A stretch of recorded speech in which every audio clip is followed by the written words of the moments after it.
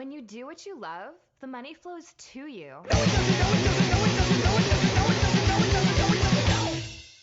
Hey, so how you doing today, Mike? I'm glad we're sitting here talking, and we're here in October, and I Yeah. think that I think that it's important. This is our first conversation.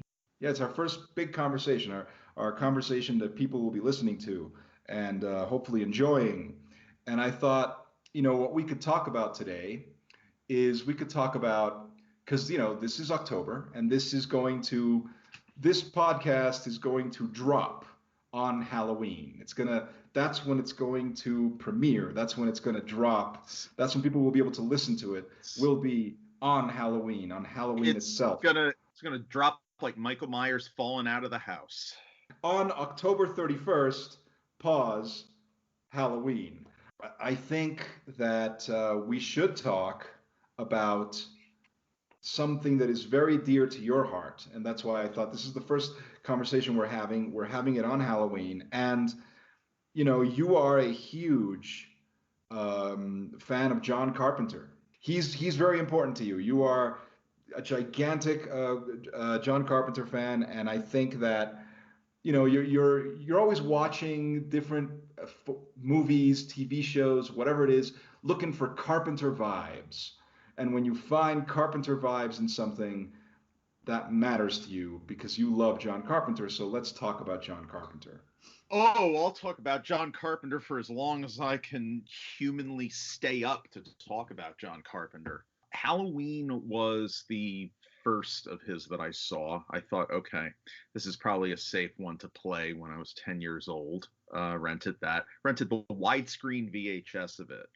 And then over the years, I just randomly saw a bunch of his movies. And then I think once I hit my 20s, I realized something. I realized that not only was I a John Carpenter fan, I realized he was probably one of the greatest people to ever walk the earth. I have a very personal connection to They Live, which has now become acknowledged as a huge classic. I first found out that it was quote unquote good in Entertainment Weekly's list of the top 50 cult movies ever made. That was published in May of 2003. And I remember making it my destiny to watch every movie on that list. Spinal Tap was number one. Rocky Horror was number two. There were some interesting ones on that list. I don't know if you were reading Entertainment Weekly at the time. Were you? Well, when would this have been? What year is this? This is 2003. Oh no, by this time I was already Jesus. I don't know what I was reading. I mean, by this time everything was on the internet. So I mean, I suppose I was reading Entertainment Weekly, but like online, and I was looking at all these other websites.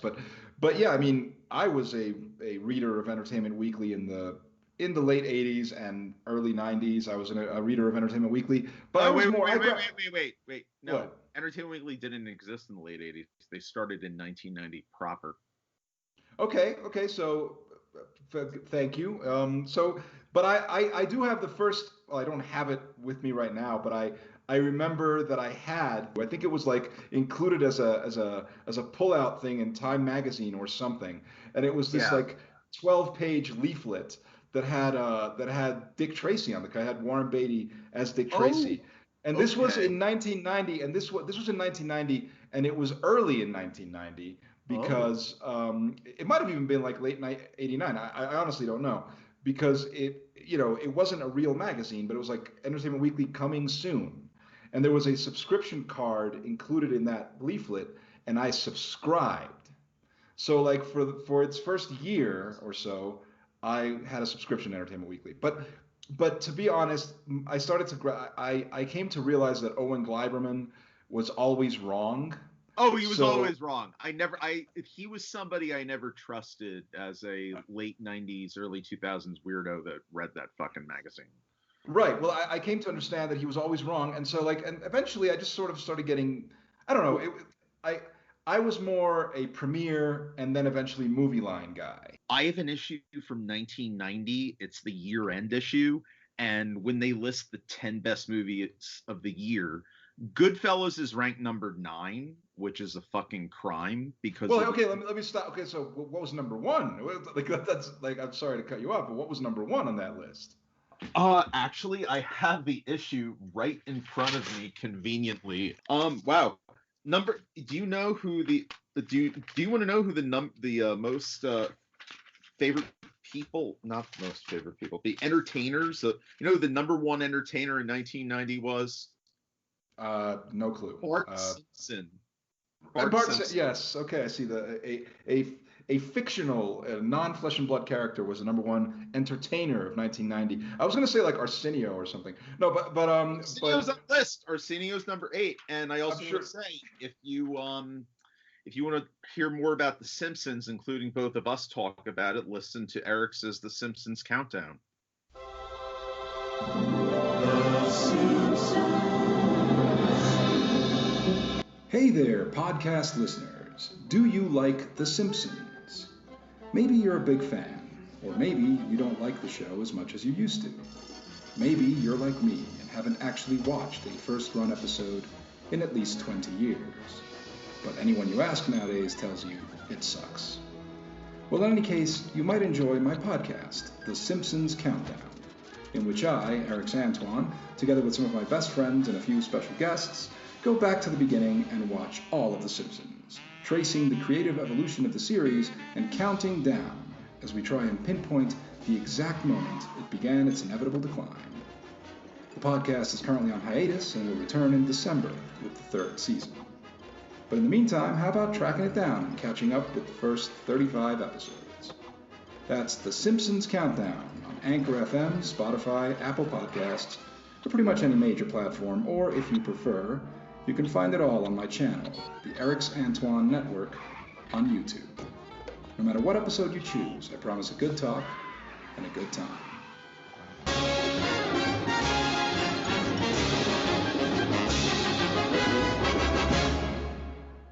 Number 2, Julia Roberts, fair. I'm sure it was not for Flatliners. Number 3, Madonna. It's, Justify My Love, Dick Tracy, all that. Schwarzenegger's at number 4, and this is the year that Schwarzenegger made Total Recall, and I don't think it's the best Schwarzenegger movie. I think it's second best, maybe behind the first Terminator. But it's the best performance by Arnold. Total Recall? Yeah, I think it's his best performance. Verhoeven knows exactly how to work him. Oh, well, I think I disagree with you. I'm going to say that Terminator 2 is his best performance. Well, hang on. Terminator 2 is the best performance Arnold gave during his heyday, and I'm going to say his best performance, period, is Escape Plan. But okay, I'll concede his performance in Escape Plan is a lot of fun, and I think it's probably the most awake that I have seen Schwarzenegger since Batman and Robin. And I say, yeah, Batman and Robin. I said it, motherfuckers. I like that movie. No, but hang on. What about Sabotage? Don't fucking scream at me, you fat fuck you. Fuck you and your 48% body fat. Don't fucking scream at me. Where's you the dumb money? fuck you.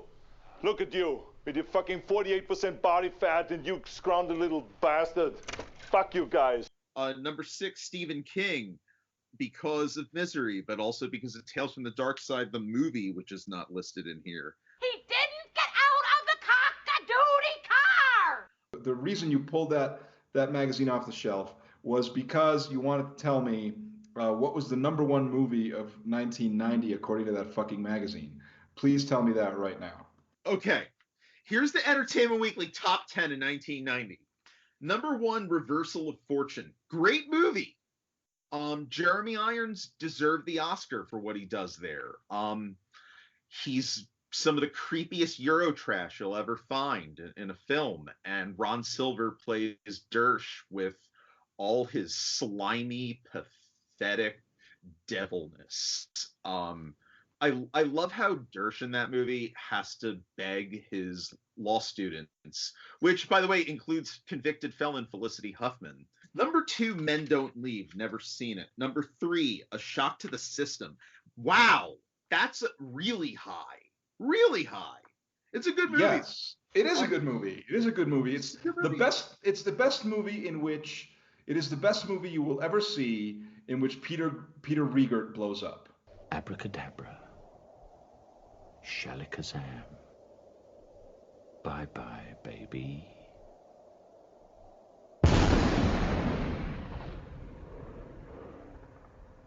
Boom. Number 4, The Godfather Part 3. That's false. Number 5, Ghost. Really good movie, but I don't think it belongs in the top 5 best movies of the year. Number 6, Tune In Tomorrow. Only know it because it's got Keanu Reeves, and I'm just finding out that it has an acclaimed term from Peter Falk, and I kind of want to see this now, and I feel like... I remember that Tune In Tomorrow, I believe, is based on a novel by Peruvian writer Mario Vargas Llosa, who is the father of Luis Llosa, famed film director of Anaconda and The Specialist. Yes. It's called Something Something and the Screenwriter, My Aunt Something. I don't know. It's some stupid thing, but I do remember seeing ads for that on pay-per-view. I would not have expected that showed up on anybody's top 10 list. Continue. I want to add something that the worst haircut of the year was Harrison Ford in Presumed Innocent. He looked like a medieval monk who just stepped out of the shower. Number 7, Q&A, a movie that we both very much enjoy, and Yes. we can both admit that it was probably at the time his best movie since The Verdict by far, and that was at a point where Lumet directed approximately 8 movies a year. I really like that movie, but don't double cross the ones you love. And don't double cross the ones you need. Don't ever double cross the ones you need. Don't double cross the ones you love. Don't double cross. Number 8, Edward Scissorhands. Number 9, Goodfellas. Also best ad campaign. Darkman. The thing is, you really wanted to know. And I think we all did, because Darkman's a great movie. So Darkman's number 10?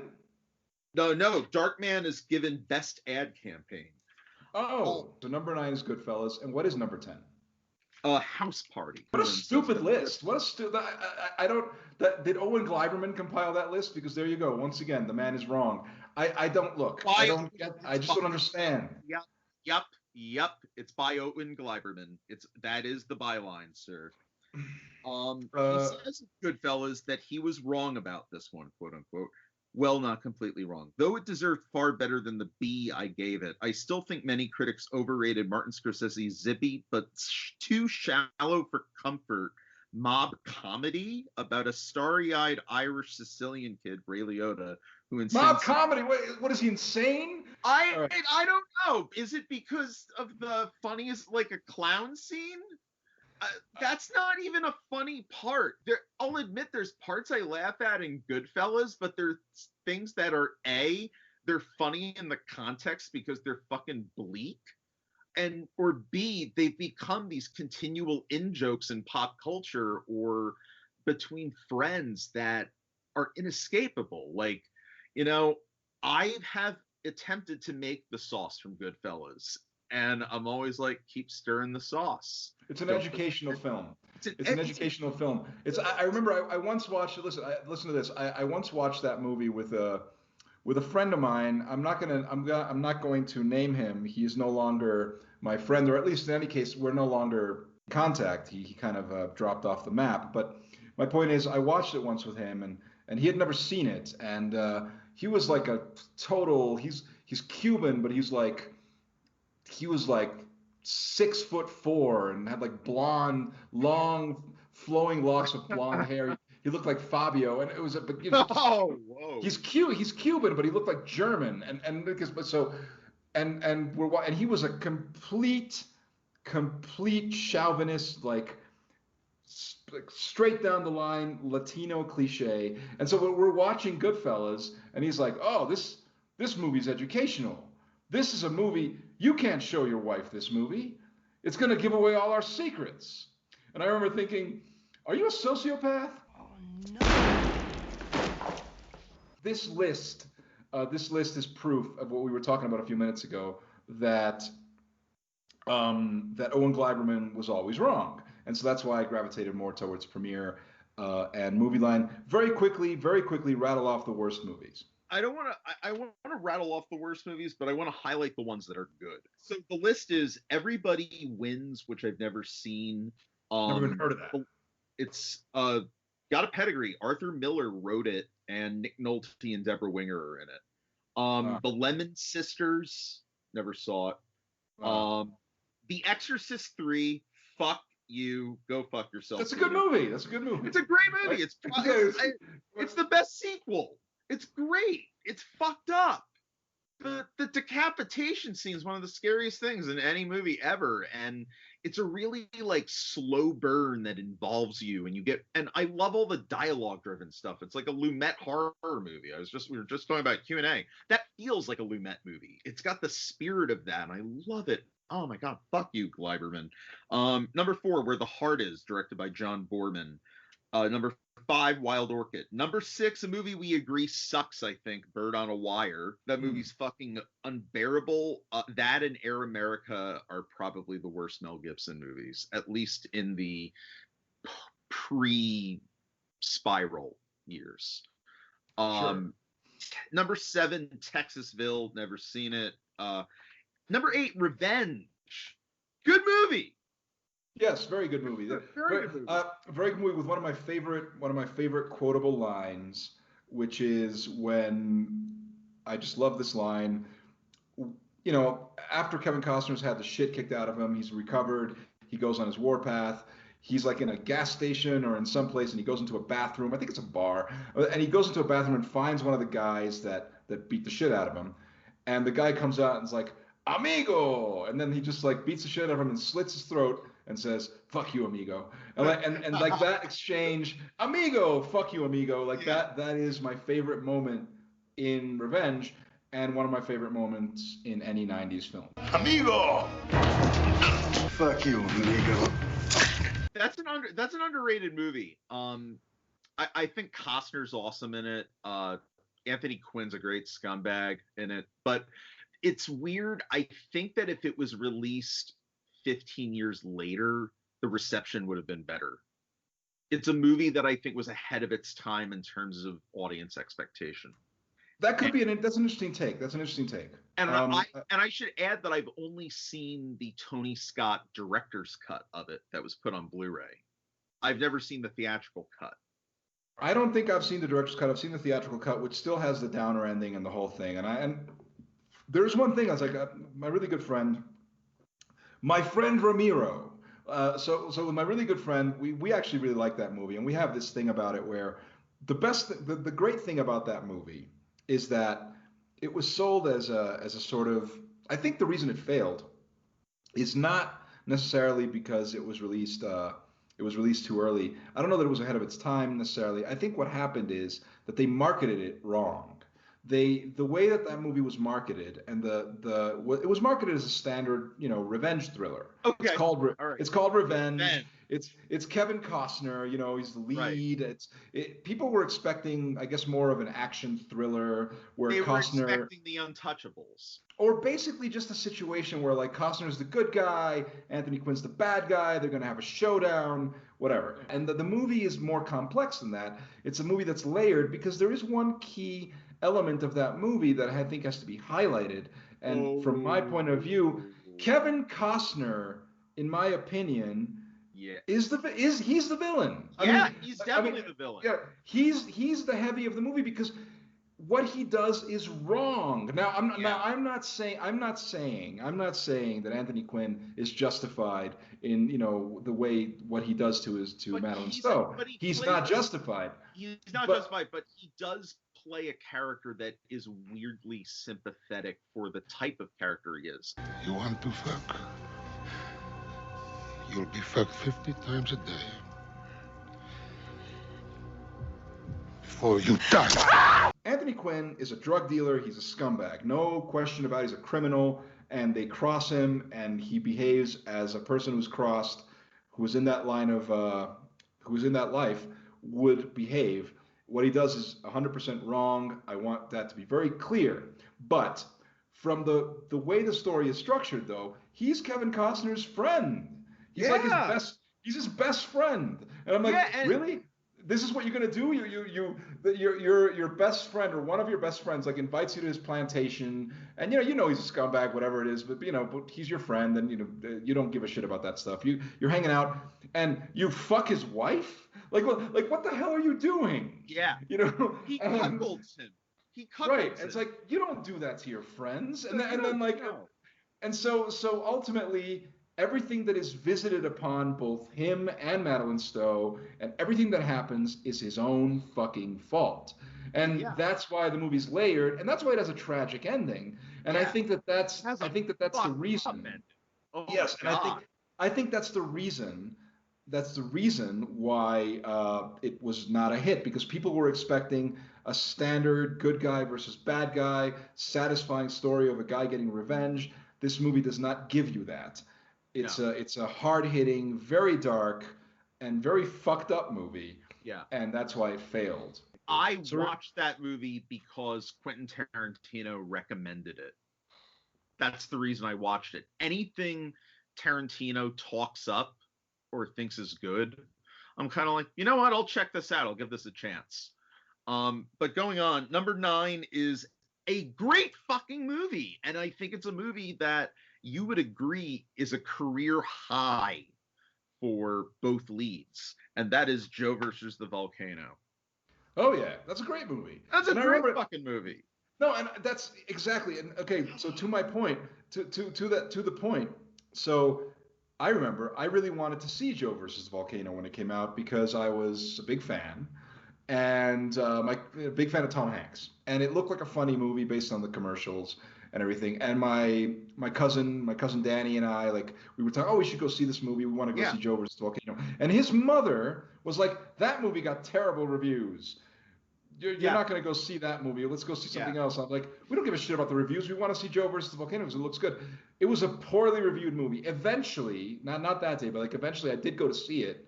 I went maybe a couple of weeks after this. I went to see it. And I thought it was fucking awesome. I thought it was hilarious. I was like, what are you talking about, bad reviews? Anyway.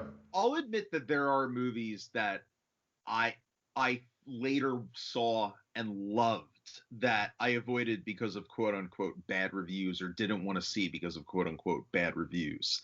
Like, I wasn't interested in Fight Club because I thought it was going to be something that would scare me.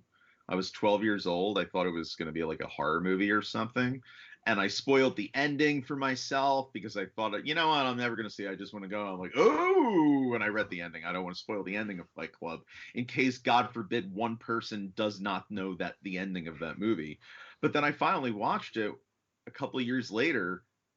This is the best fucking movie I've ever seen. And I honestly think, despite the optics, it holds up really well as an indictment of toxic masculinity.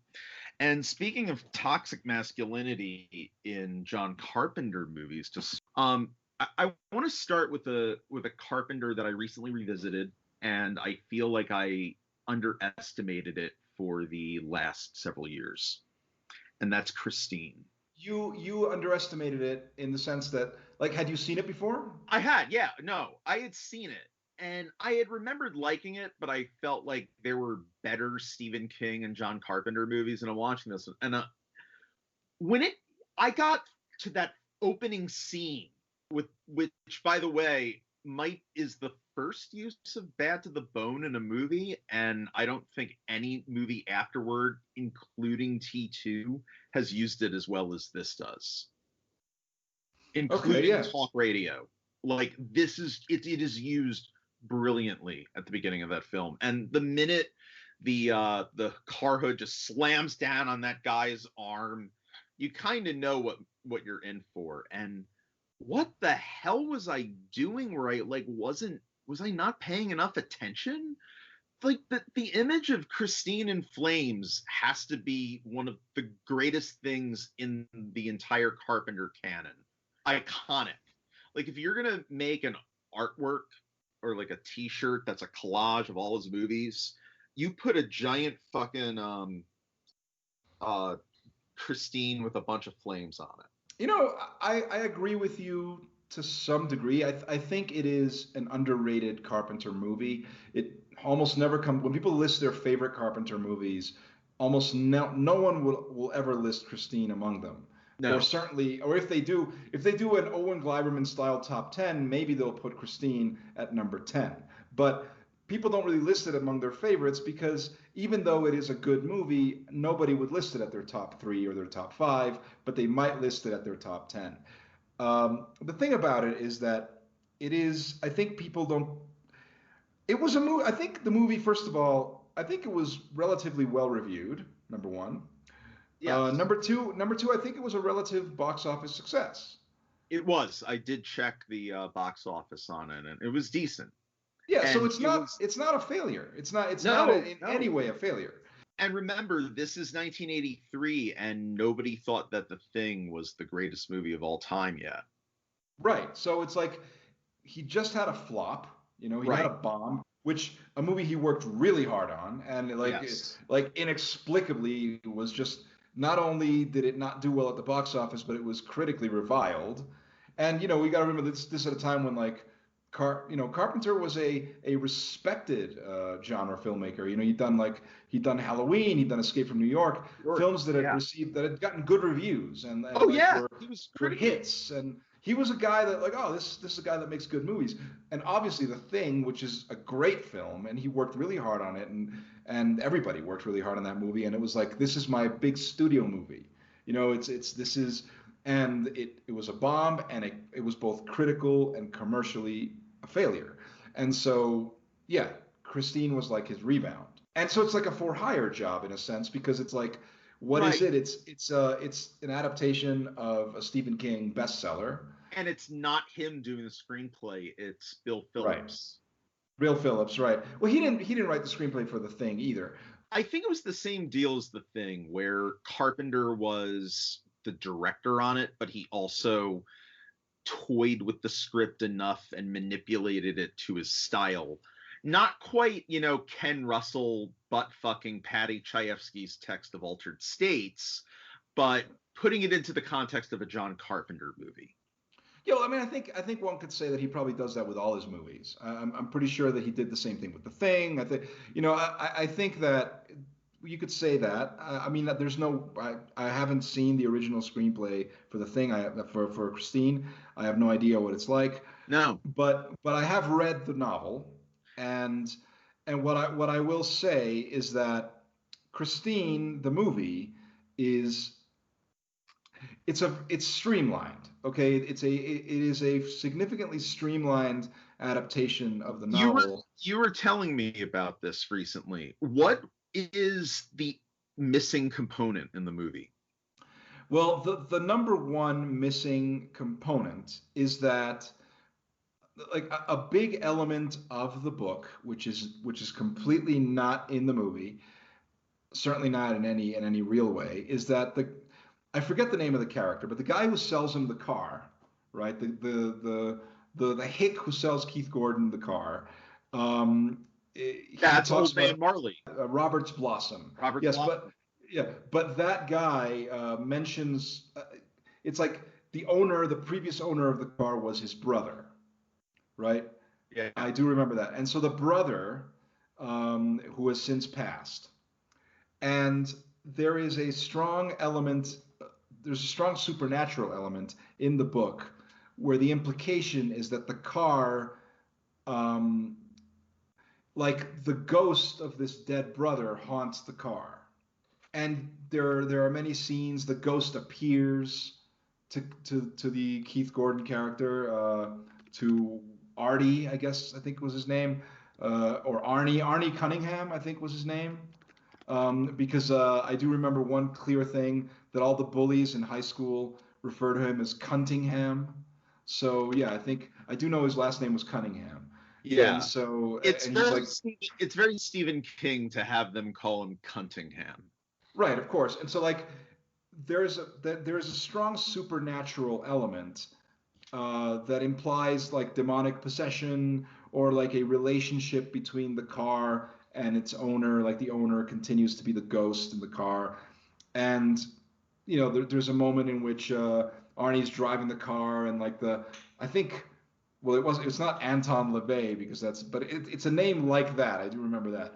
And so the ghost of the previous owner is like sitting next to him as they drive down the, down the freeway or whatever. So that is completely gone from the movie. I don't see Carpenter at that point in his career doing that sort of thing. Right. And not only that, I think it was good. I think it's good that it's gone. I think it's a good adaptation.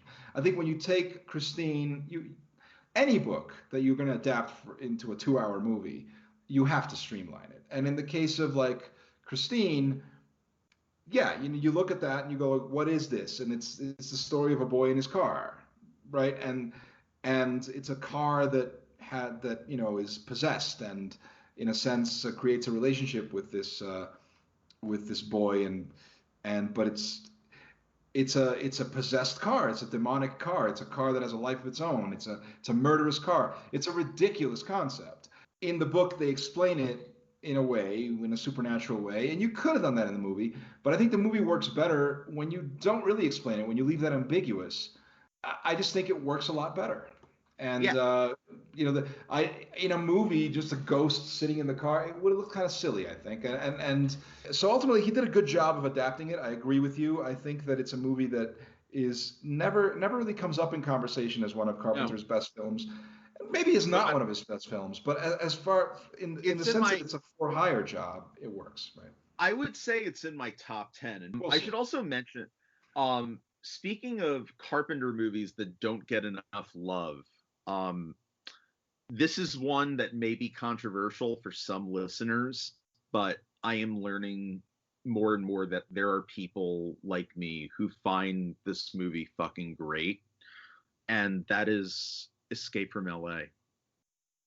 Okay. I love Escape from LA.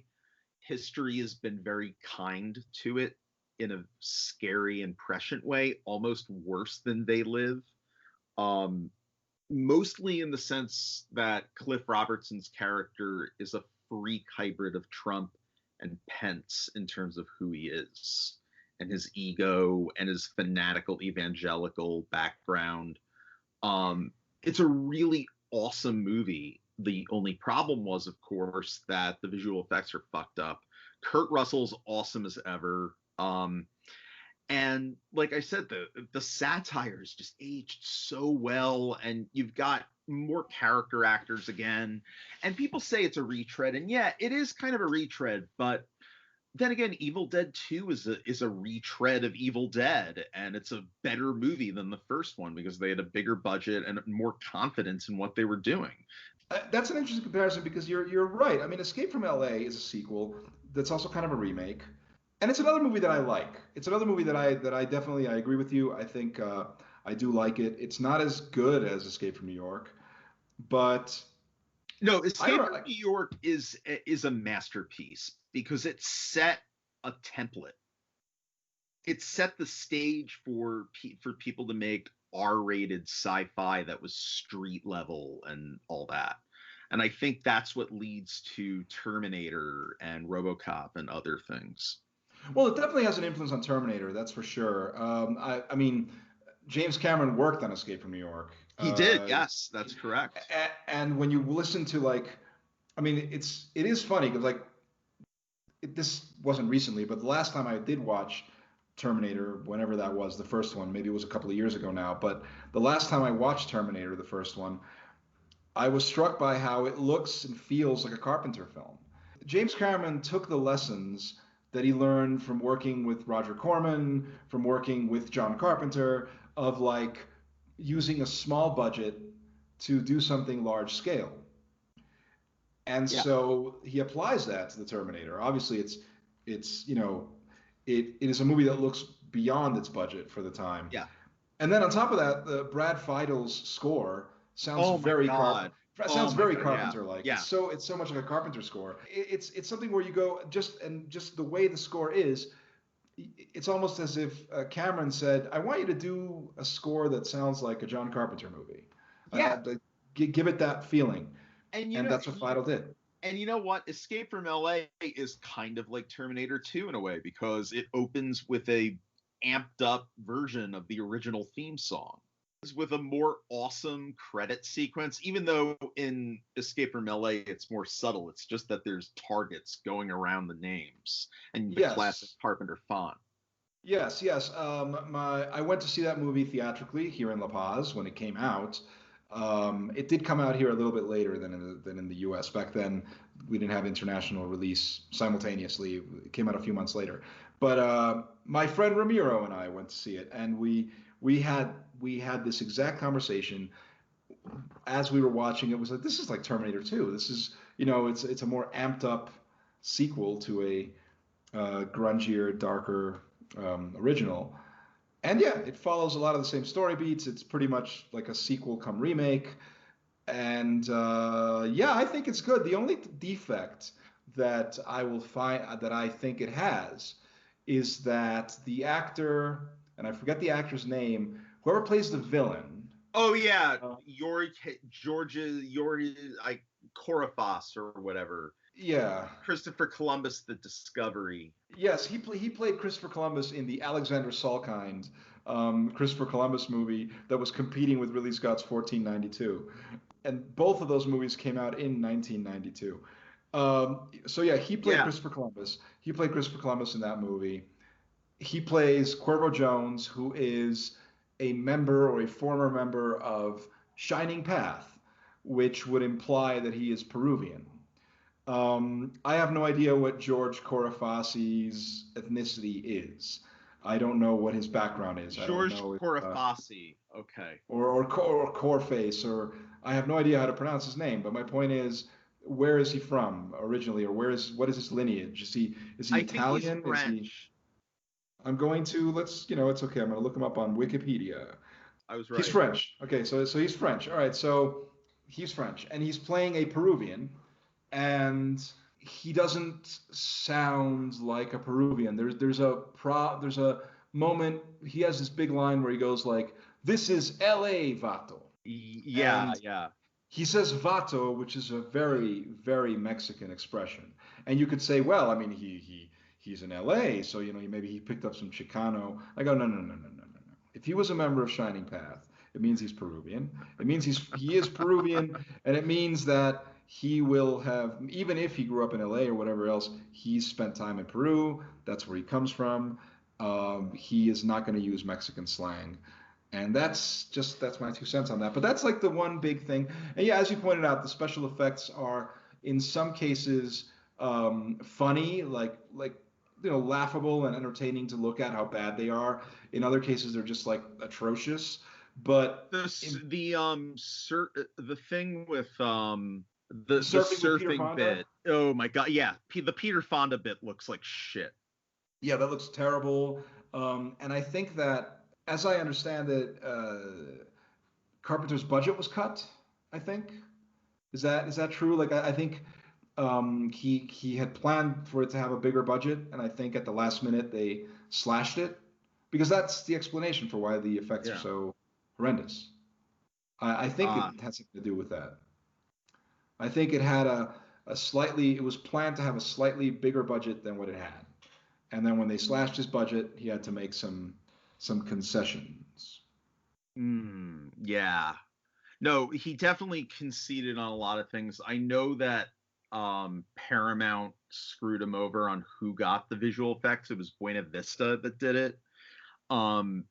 But it's a really fun movie, and a lot of the ideas in it, like the fact that they have the island for the undesirable people, and they have the state police force, all feels so ahead of its time. It's a movie that's aged very well, and I think it's good time that that people stop hating on it. So why don't you throw a Carpenter at me? Yeah, I'll throw a Carpenter at you. I think we found ourselves talking about quote unquote underrated Carpenter films, or Carpenter movies that don't show up on anybody's lists when they're telling you, oh, these are the great ones. I think I know where you're going here. Yeah, there's like hundreds of everybody talks about Halloween, and they'll talk about They Live, and they'll talk about The Thing and Escape from New York, and et cetera, et cetera. So I'd like to throw some love at Memoirs of an Invisible Man, I Oh. I'd like to, and the thing is, it's not very good. it doesn't feel like a Carpenter film. Not at all. It doesn't look like a Carpenter film. No. It doesn't sound like a Carpenter film. No, it does not. And all of these things are deliberate because I think I told you that Christine was a kind of a for hire job, but I do think that in that particular case, it was a for hire job, but it was like he cared about it. He took an interest in making that into a John Carpenter film, even though it was a studio rebound thing. But in the case of Memoirs of an Invisible Man, that is straight up I need a new bathroom. You got work for me? That's because I think he's coming off. I mean, what had he done right before Memoirs of an Invisible Man? They Live, right? Yeah. They Live was his last movie before Memoirs, so it had been 4 years. He quit, and what's sad is that we were cost Shadow Company because of it. I don't know if you're aware of it. I don't know anything about that.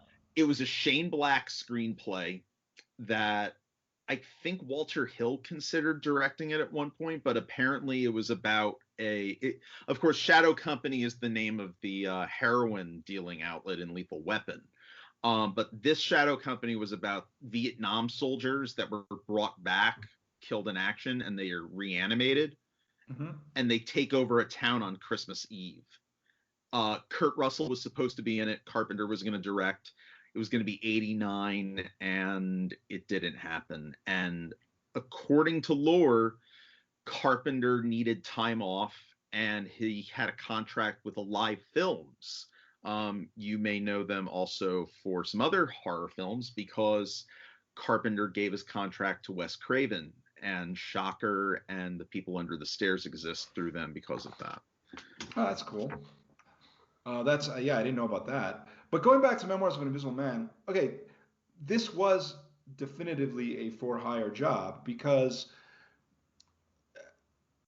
I just don't understand why. Because like, as far as I know, They Live had done okay. Yeah, They Live did okay for what it was. I think it was like a $4 million budget and did 11, or $3 million budget, it did 11 million. It made a profit. Right, and it was a film that was well regarded at the time. I mean, I remember it was a movie that I wanted to see, and like everybody was talking about it, and it came out. I think it did okay, and and so like if he'd been coming off like a string of bombs or like a particularly big bomb, I could understand him wanting to take something. But I really think it was a for hire thing where it was I think it was just a last minute thing. Because that project was in development for a long time. William Goldman had adapted the screenplay from the novel, and the director that was attached to it for years was Ivan Reitman. Yeah. And so this was supposed to be an Ivan Reitman, Chevy Chase, a Chevy Chase comedy directed by Ivan Reitman, written by William Goldman. Right, it was what it was, but reportedly there was conflict because Chevy Chase wanted to make wanted it to be a serious thriller, a serious dramatic movie, not a typical Chevy Chase comedy. Ivan Reitman wanted it to be a comedy. Right. And William Goldman said, "You guys don't know what movie you want to make. I'm out of this." And so he just said, "I've had enough," and he stepped away from it. So the movie was rewritten, and then but the problem of as I understand it, I think William Goldman and either Ivan Reitman or Chevy Chase, they had the same agent or something. It was a CAA package. It was one of those packages. That's how it started out. That Joe Esterhaas started crusading against because wasn't it? I think it was Legal Eagles that started that controversy. I haven't seen it. I know you've told me you've seen it. Yeah, I mean, I have seen Legal Eagles. I've actually seen that movie twice. And interesting that I barely remember the movie, but I've seen it twice. And coincidentally enough, I'm pretty sure that I've seen both versions because there are two versions of that movie.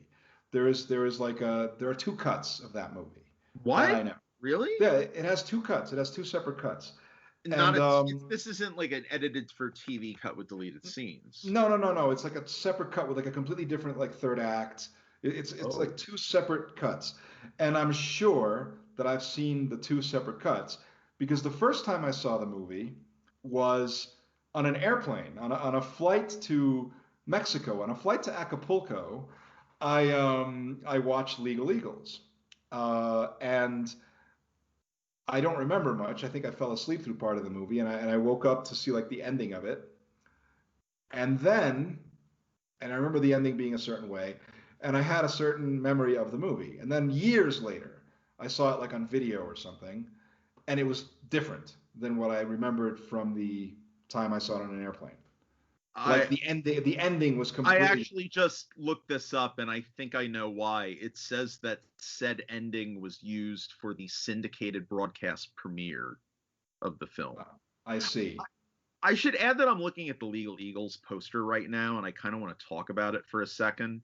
It's a very 80s thing. Robert Redford looks like a fucking douchebag. Deborah Winger and Daryl Hannah are awkwardly positioned in the poster. Deborah Winger looks superimposed, while Daryl Hannah looks like she's hovering over Robert Redford, begging for his attention romantically.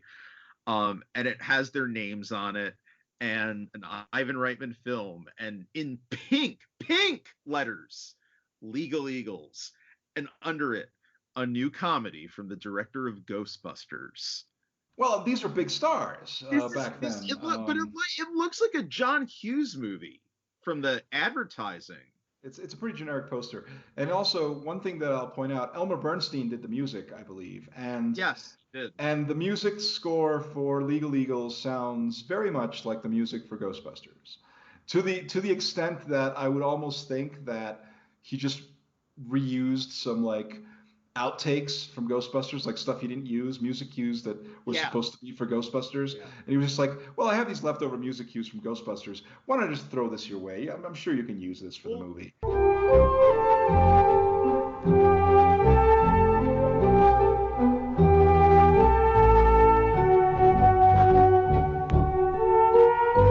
You know, Carpenter composes his own music usually.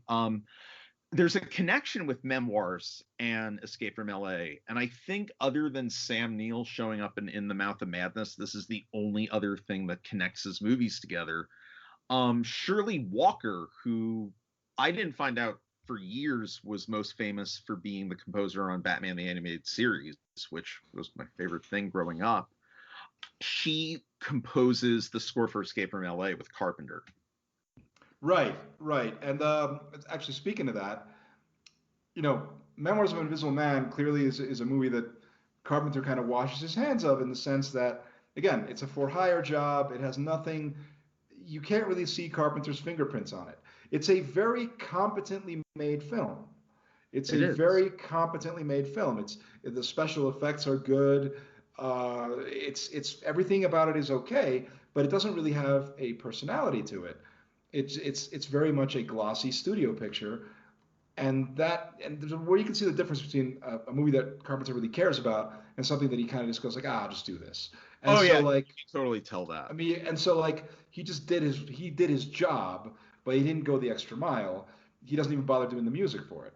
And so Memoirs of an Invisible Man has this orchestral score, which the first time I went to see the movie, as it starts, before I saw who composed the music, I thought it was Danny Elfman.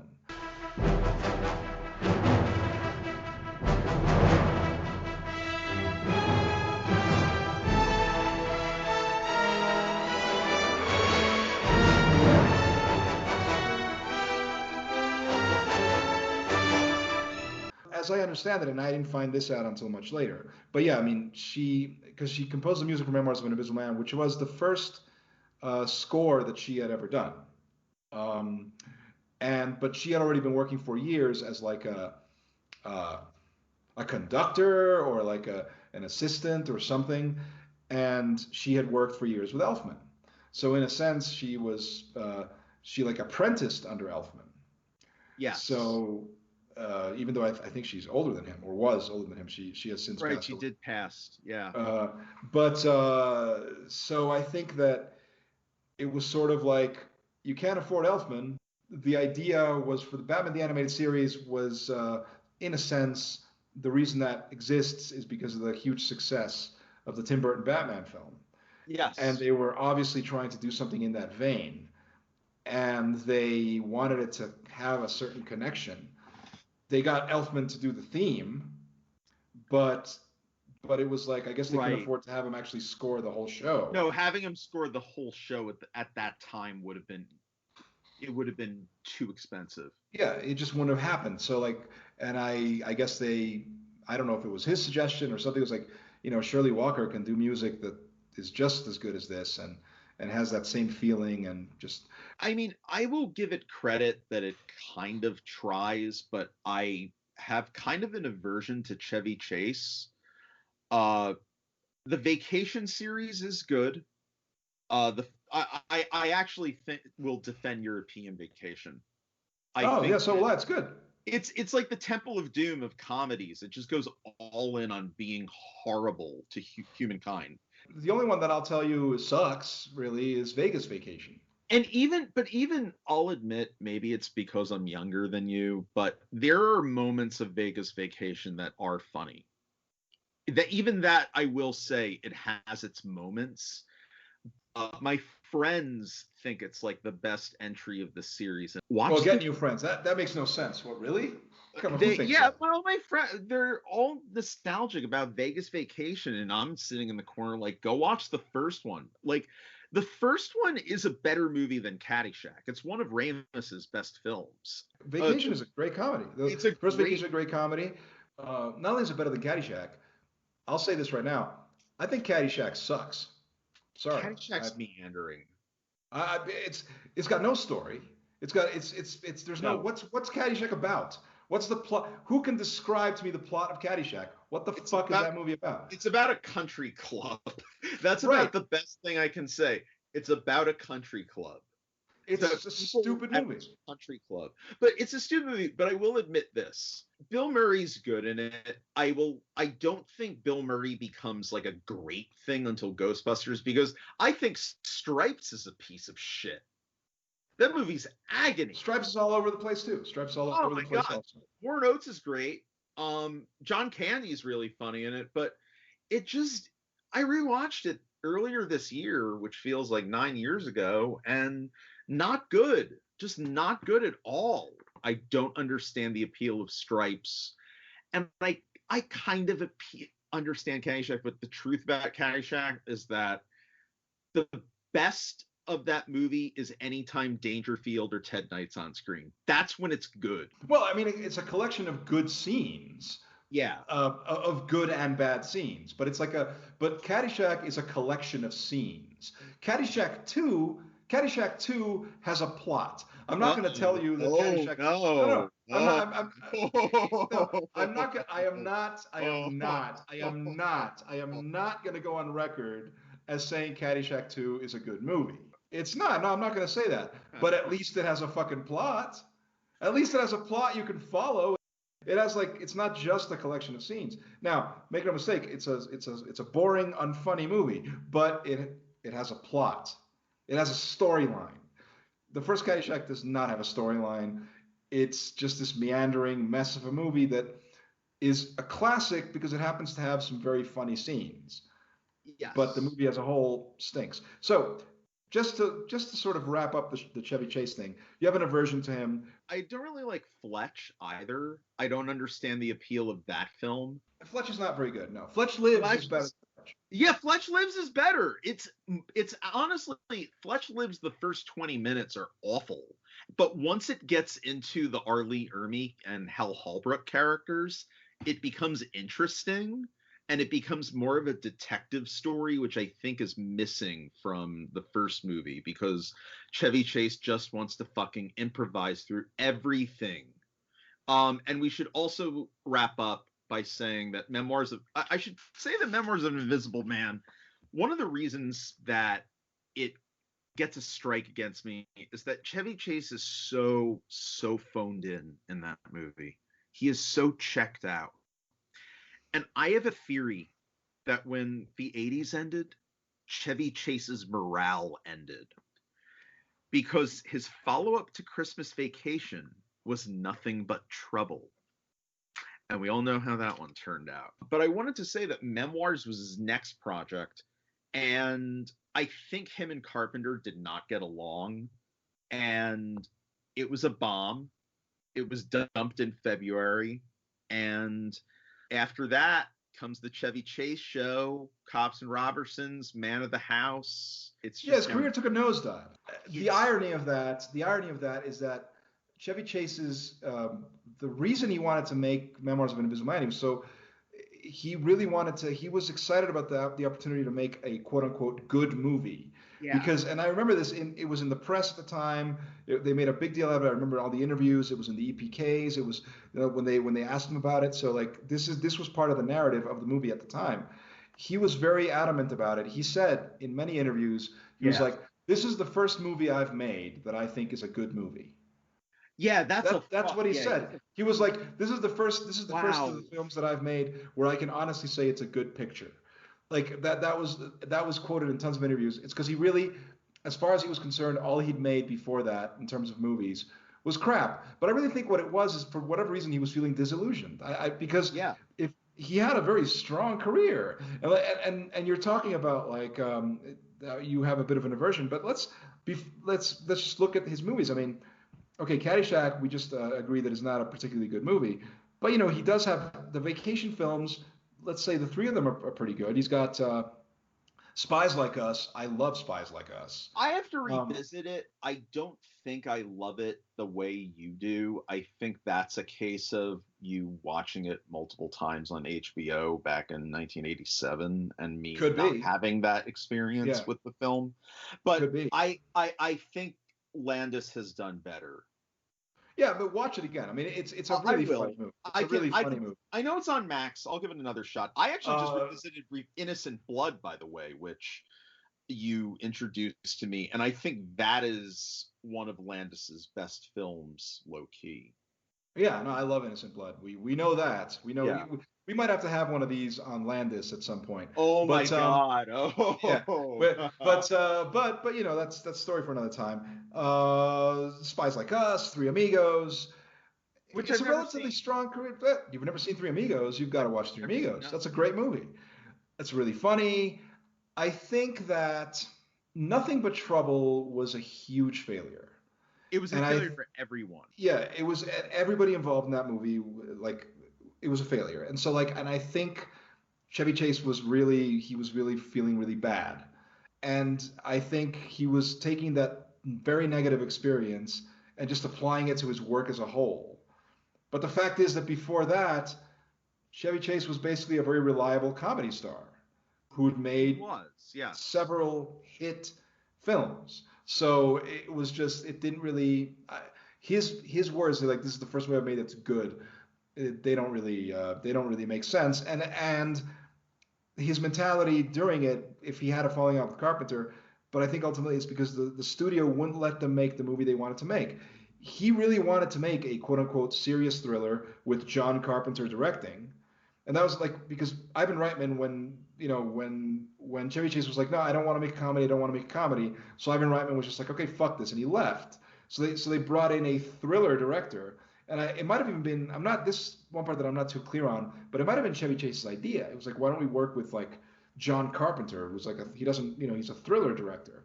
And maybe that was the idea. And there was constant struggling where Chevy Chase and John Carpenter were trying to make a caper, but like a serious kind of like a thriller. And the studio, Warner Brothers, wanted a comedy, a Chevy Chase comedy, a high concept comedy with Chevy Chase. So the movie is kind of both those things. And it's maybe not entirely successful at being either of those things, but it's still an entertaining movie. And I really like it. Here's another one for you. This is one that I think you enjoy. Another one I revisited recently. I don't know why we keep talking about 90s Carpenter, sensing a pattern. But this is another one I'll defend, despite its compromised and horrible piece of shit lead actor who gives a wonderful performance in it, and that's Vampires. No, I love Vampires. Vampires is great. It's so fun. Yeah, I think Vampires is terrific. I love how, like, I'll admit, there's probably a much better version of it where they kept the original budget and Kurt Russell had the lead and it was maybe a little more mainstream. But James Woods in that movie is exactly everything you want. He's kind of like Rutger Hauer in Split Second, where he's only the good guy because there's already bad guys out there, and he walks around looking like he's in a fucking anime with those little round sunglasses with a cigarette in his mouth, big trench coat. Daniel Baldwin, the actor Daniel Baldwin, not our mutual friend Daniel Baldwin. No. Yeah, the actor Daniel Baldwin gives, in my opinion, and he plays, I believe, a guy named Montoya, which is kind of weird. That's kind of like, oh yes. Yes, Daniel Baldwin of the Baldwins looks like somebody who could be named Montoya. But in any case, Daniel Baldwin gives his best performance. Yeah, or at least his second best performance. His best performance is in Celebrity Rehab, in the season in which he's one of the ones who's there and who is he's deeply struggling with his alcoholism. You know, you've had a seizure in here, you've had to go to the hospital in here, you've disrupted the group a number of times with loud antics, you smuggled drugs into the place. The thing about Daniel Baldwin the reason I brought him up, he has that great scene in the motel where I think Charlize already bitten him. Yeah. And then he goes into like the bathroom and he cuts his arm. Or no, he burns his arm. Right. He does this thing where he gives the greatest scream in like the last 30 years of horror films. It's just, there's something, it's almost musical. It's almost musical the way he just, you gotta hear this.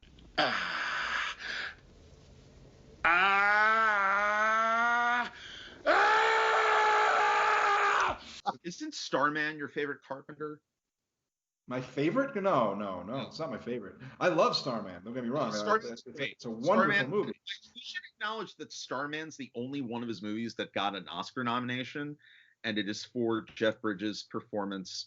Get well, dude. We know you're going through a tough time right now. But the thing with Starman is it's a for hire gig, but you still get the same fucking font at the beginning. You still have the atmospheric thing, and Jack Nietzsche's score is beautiful, and the end theme puts me to tears nearly. Yeah.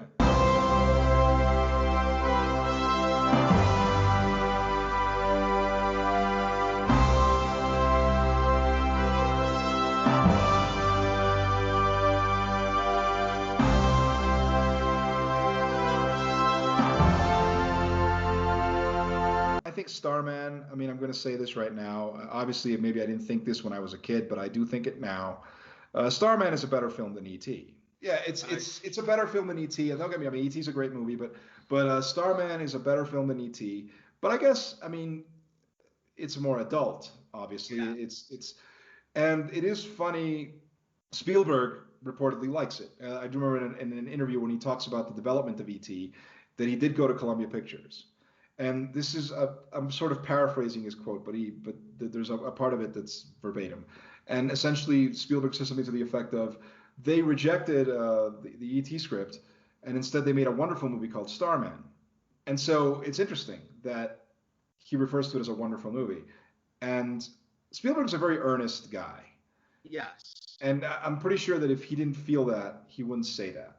The awesome thing about Spielberg that I should bring up is that up until Snake Eyes, he was the first person to see all of De Palma's movies.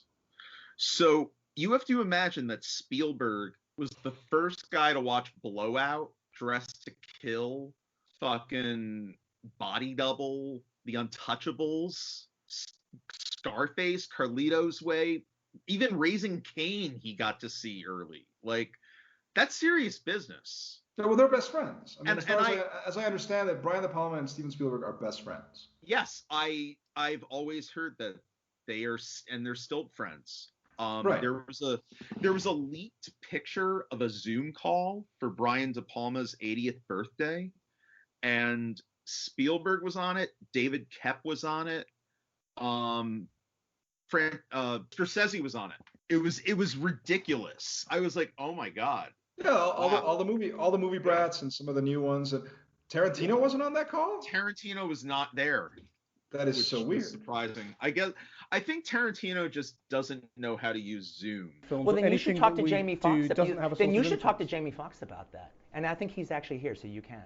But back to Carpenter. They Live is the first film that I saw. That was the one that I read about. It was one of the first films I saw of his. I read about it in Entertainment Weekly in that cult movies list, and I started realizing that it was kind of like real life. And then more and more as the years have gone by, that movie has become a documentary. It's almost like Network. Like that and RoboCop are equivalent to that in terms of getting things right about the future and who we are and what we're getting into. He's a prophet. He's fucking Nostradamus in that movie.